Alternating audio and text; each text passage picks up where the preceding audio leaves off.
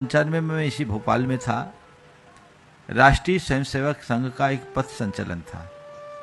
एक कार्यकर्ता जिसका नाम मैं नहीं ले रहा हूँ, राष्ट्रीय स्वयंसेवक संघ का एक सक्रिय कार्यकर्ता था।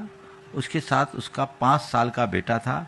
वो भी हाफ पैंट, सफ़ेद शर्ट और टोपी, काली टोपी पहनकर हाथ में इतनी सी रूल लेकर आया।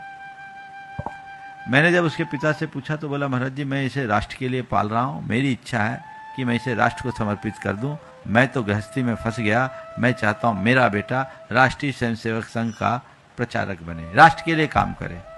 मैंने उस बेटे से कहा, क्यों तुम्हारे पिता पापा कह रहे हैं वो सही है?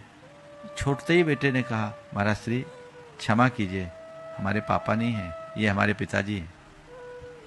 5 साल के बच्चे, मैं चौक मंदिर में था, ये हमारे पापा नहीं पिताजी हैं। मैंने कहा ठीक है, तुम्हारे पिताजी कह रहे हैं कि तुम्हें प्रचारक बनाएंगे, कभी तुम्हारे पिताजी भी ऐसे कहते थे, उनने शादी कर ली, तुम भी कर लोगे क्या? अरे महाराज जी क्षमा कीजिए, मेरे पिताजी की शादी नहीं हुई, शादी में तो बर्बादी है, मेरे पिताजी का विवाह हुआ है। 5 साल का बच्चा। फिर बातचीत आगे बढ़ी। मैंने उस बच्चे से कहा, जाओ आप खाना खा लो। आपने खाना खा लिया? मैंने पूछा, खाना खा लिया? बोला, महाराज हम खाना नहीं खाते, खाना तो मियाँ खाते हैं, हम भोजन करते हैं। एक 5 साल के बच्चे के मुख से ये बात सुनकर मैं हतप्रभ रह गया। ये संस्कार पिता के दिए हुए संस्कार थे।